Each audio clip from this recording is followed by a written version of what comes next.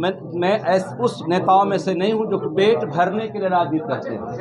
आप मानिए कई पार्टी नेता छोड़ते हैं, मतलब फिर नीतीश जी जब बुलाते हैं मीटिंग होती है चाइना से, तो फिर साथ चले जाते हैं। कई नेता ऐसे किए हैं। जी, ऐसा है, मुख्यमंत्री जी का ऐसा व्यवहार है कि हर आदमी को अपने तरफ अट्रैक्ट करते हैं, इसमें मैं मना नहीं कर रहा। लेकिन अब जदयू की जो स्थिति है, जो उन कुछ लोगों ने बना दिया है इर्द गिर्द रह के, वहाँ कुछ बचा नहीं, मेरा ऐसा मानना है। मुझे बुलाएंगे तो आप फिर से तो जा ही सकते। मिलने व्यक्तिगत संबंध तो नहीं बोलता, व्यक्तिगत तो उनसे हमेशा किसी पार्टी को लेकर के नहीं कह रहे हैं किधर जाएंगे, तो क्या अभी आपने दरवाजा खोल रखा है कि नीतीश कुमार संपर्क करेंगे तो जाएंगे? मैं तो आपको ये बताया कि मैं समाज के बीच में जाऊंगा, गांव-गांव में जाऊंगा। मैं 6 साल एमएलसी था। एक साथी ने पूछा कि आवाज़ नहीं उठाया। मैं 6 साल एमएलसी था। मुझे लगता है कि बिहार का ऐसा कोई जिला नहीं, प्रखंड नहीं जहाँ मैं नहीं गया, लोगों से वार्ता करता हूँ। वैसे इस संदर्भ में भी मैंने आज पार्टी छोड़ने का फैसला किया है। इसके बाद मैं समाज के बीच घूमूंगा और उसके बाद जो समाज का निर्णय होगा, सबका जो राय मशवरा होगा, उसके बाद चाहता है, जो हमारे आने वाली संतति को पढ़ाना चाहता है, जिसने विकसित बिहार का सपना देखा है और उस सपने पर काम कर रहा है, उसके ऊपर लोग टीका टिप्पणी करते हैं, उसके ऊपर लोग उंगली उठाते हैं। जिसने 10 साल तक भारत सरकार में काम किया और लगभग 20 साल तक बिहार के मुख्यमंत्री रहे, उनके ऊपर आज तक भ्रष्टाचार का या कोई एक काला छींटा भी हमारे नेता पर नहीं पड़ा है। लेकिन जो लोग लंबे लंबे समय तक जेल बेल कर रहे हैं, वही हमारे नेता पर प्रश्न उठाने का काम करते हैं। इसीलिए साथियों, जो नेता हमारे कृषि के क्षेत्र में, जो बिहार सबसे पिछड़ा था, पिछले 5 साल से एग्रीकल्चर कृषि के क्षेत्र का सबसे बड़ा पुरस्कार इस देश का कृषि क्रमबद्ध पुरस्कार 5 साल से बिहार को दिलाने का काम कर रहा है। जब नेता को पता चला कि इस बिहार में बारिश 25% कम हुई है, 25% कम हुई है, तो उन्होंने पूरे बिहार के बिजली बोर्ड के अधिकारियों को बुलाया और कहा कि 6 बजे सुबह से लेकर 6 बजे शाम तक बिजली खेतों में जो गरीब किसान हैं उनके पास जाना चाहिए। हमारा धान का बिचड़ा मरना नहीं चाहिए, इसकी व्यवस्था कीजिए। और 6 बजे सुबह से लेकर 6 बजे शाम तक धान का, जब हमारी खेती हो रही थी, तो बिजली पहुंचाने का काम किया। और आज जब नेता ने बिहार की बागडोर संभाली, धान के क्षेत्र में 2.5 गुना हम बढ़ने का काम किए। जो हम मीट्रिक टन धान उत्पादन करते थे, उससे 2.5 गुना हमने ज्यादा धान उत्पादन किया है। मक्का के क्षेत्र में हमने दुगना उत्पादन किया है।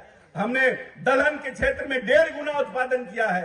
माननीय नेता चाहते हैं कि ये कृषि प्रधान प्रदेश है, जब तक हम किसानों को सबल और मजबूत नहीं बनाएंगे, उनकी आमदनी नहीं बढ़ाएंगे, तब तक हमारा बिहार विकसित नहीं हो सकेगा। और उन्होंने किसानों पर भी ध्यान देने का काम किया।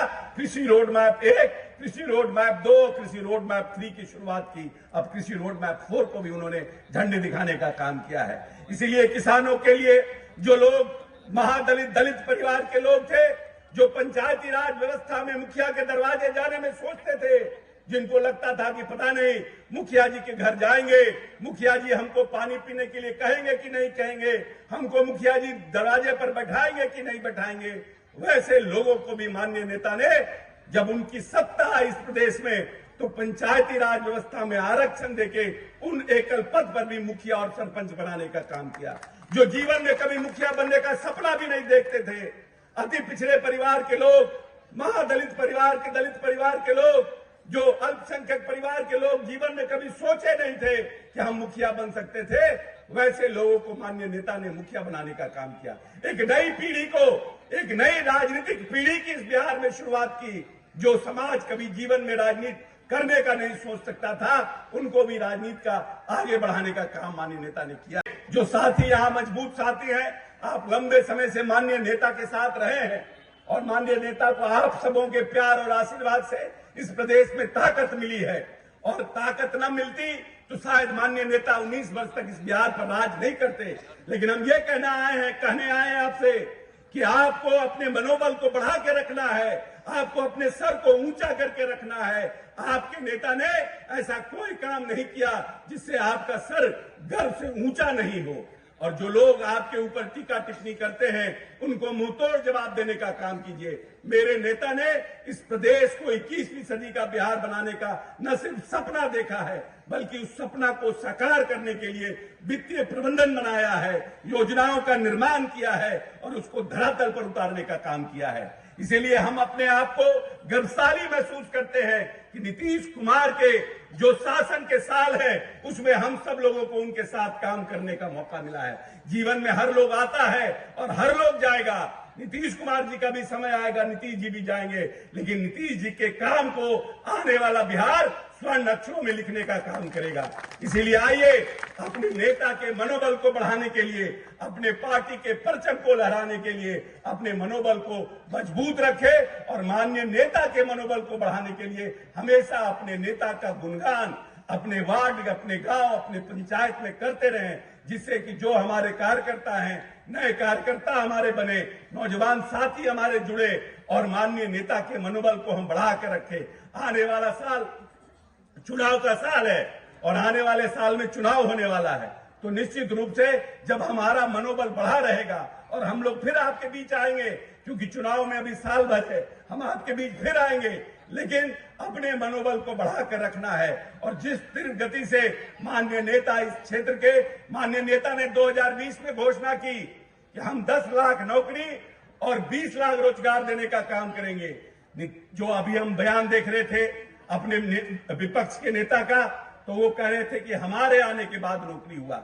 2020 में तेजस्वी यादव हमारे साथ नहीं थे, लेकिन जनता दल यूनाइटेड ने अपने घोषणा पत्र में ये घोषणा किया कि माननीय नेता ने कि हम 10 लाख नौकरी और 20 लाख रोजगार देने का काम करेंगे। और ऑलरेडी माननीय नेता ने 7 लाख नौकरियां दे चुके हैं और उन्होंने कहा है कि हम 12 लाख नौकरी देंगे। चुनाव के पहले हम और 5 लाख नौकरी देंगे। 7 लाख नौकरी हो चुकी है, जो 3 लाख उनका वादा था उससे बाकी है, और 2 लाख और बढ़ाने का काम किया है। और रोजगार में तो उन्होंने जो इंडस्ट्रीज लगाया है, जो नई औद्योगिक नीति लाई है, जिससे पूरे देश के उद्योग जगत हमारे पास उद्योग लगाने के लिए प्रयासरत हैं, तो निश्चित रूप से हमारा रोजगार भी बढ़ेगा। इसीलिए आइए हम सब मिलकर के अपने नेता के मनोबल को बढ़ाने का काम करें, अपने पार्टी के परचम को लहराने का काम करें और 2025 में दोबारा अपने नेता के नेतृत्व में जो बिहार का सपना 21वीं सदी का नेता ने देखा है, उसको हम सब मिलकर साकार करें। बहुत बहुत धन्यवाद। जय बिहार, जय नीतीश कुमार। कि मेरे नौजवान कैसे इस प्रदेश को आगे ले जाने के लिए पढ़ने का काम करें, ये बिहार को कैसे हम अपने वैभवशाली विरासत का जो बिहार था, जहां पर यहीं के सम्राट अशोक अफगानिस्तान से लेकर बांग्लादेश तक राज करने का काम करते थे और इसकी राजधानी यही राजगीर थी, उस बिहार की कल्पना माननीय नीतीश कुमार ने किया है, जहां पर नालंदा और विक्रमशिला जैसे विश्वविद्यालय होते थे। हम वापस अपनी प्रतिभा को, अपनी विरासत को, अपनी समृद्धशाली बिहार को हम वापस पाने का जिसने सपना देखा है और उस सपना पे जो नेता हमारा काम कर रहा है, उसके ऊपर लोग टीका टिप्पणी करते हैं। जिनके पास 15 साल तक शासन था, उन्होंने इस राज्य के विकास के लिए कोई काम नहीं किया। जब नेता आए थे तो ग्रामीण विकास के लिए सिर्फ 8000 किलोमीटर सड़कें, पक्की सड़क इस बिहार में थी, मात्र 8000 किलोमीटर। और भारत सरकार की पीएमजीएसवाई योजना ही सिर्फ इस प्रदेश में चालू थी। लेकिन माननीय मुख्यमंत्री जब आए 2005 में, तो उन्होंने 6 में एमएमजीएसवाई चालू किया। मुख्यमंत्री ग्रामीण सड़क योजना की शुरुआत नेता नीतीश कुमार ने इस प्रदेश में की और आज 1,18,000 पक्की सड़कें इस बिहार में है। ये नेता नीतीश कुमार की देन है। कि कल उप मुख्यमंत्री सम्राट चौधरी जी ने जब हम आरक्षण की बात कर रहे थे तो उन्होंने एक झूठा बयान दिया और असत्य कहना, झूठ कहना, उप मुख्यमंत्री को शर्म से डूब मरना चाहिए। जो हम बातें की, उन्होंने कहा कि 90 से लेकर के 2004 तक हम लोगों ने कोई आरक्षण ही नहीं दिया। इन लोगों तो सम्राट चौधरी जी हम ही लोग की ना पार्टी में थे। पहली बार तो लालू जी ना इनको टिकट दे करके जिताए, मंत्री भी बनाए, वो क्या क्या हंगामा हुआ तो सब लोग जान रहा है। लेकिन उनको कम से कम जानकारी होनी चाहिए कि लालू जी की सरकार ने, राबड़ी जी की सरकार ने कितना आरक्षण लोगों को दिया। उनको इतिहास पता होना चाहिए। सबसे पहले जो आरक्षण जो है पिछड़े अति पिछड़ों का, आप देखिएगा, फैक्ट चेक कीजिएगा, तो 1978 में जन नायक कर्पूरी ठाकुर जी ने दिया था पिछड़ों को 12% और अति पिछड़ों को 12% और पिछड़ी जातियों को 8% आरक्षण दिया था। और उस समय भाजपा के लोग क्या क्या नारा लगाते थे कर्पूरी जी के खिलाफ। आज सम्राट जी को याद है कि नहीं? जरा पूछिएगा, फैक्ट चेक करके बोलना चाहिए। जब लालू जी जो है इसके मतलब 1978 के बाद 12 साल बाद लालू जी 1990 में जब मुख्यमंत्री बने, उन्होंने 12% जो अति पिछड़ों का आरक्षण था उसको 14% कर दिया। और ठीक उसके 10 साल बाद यानी 90 से 2000 में जब राबड़ी देवी जी प्रथम महिला मुख्यमंत्री जब मुख्यमंत्री बनी, झारखंड जब अलग हुआ, तो आप देखिएगा आरक्षण जो 14% जो अति पिछड़ों का था उसको बढ़ा करके 18% जो है करने का काम किया। और 2005 में आप देखिएगा कि सरकार हटने के बाद 2005 में नीतीश कुमार मुख्यमंत्री बने, उसके बाद से SC, ST, OBC आरक्षण की सीमा कभी नहीं बढ़ाई गई। और ठीक कब बढ़ा?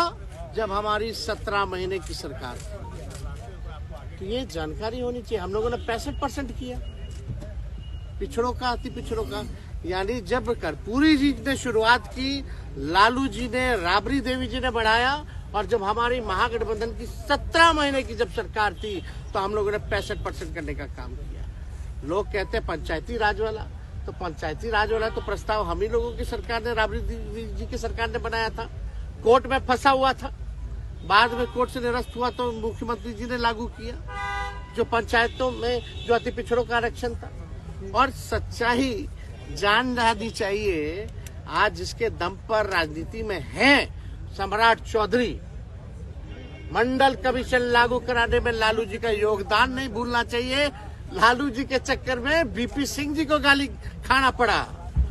यह जानना चाहिए इतिहास।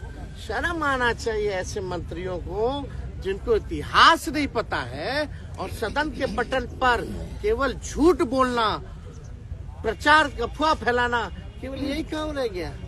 हमको लगा भाई कुछ तो जानकारी होगा। अभी तो कुछ ही दिन ना हुआ है बीजेपी में आए हुए, जुमा ज्यादातर तो हम ही लोग के साथ रहे, फिर भी अज्ञानी आदमी झूठ बोल रहे। या संगत का असर है या पार्टी का असर है। सच्चाई जो है फैक्ट चेक करना चाहिए। अब कितना आरक्षण आप लोग डिमांड कर रहे हैं? अरे हम तो बोले संशोधन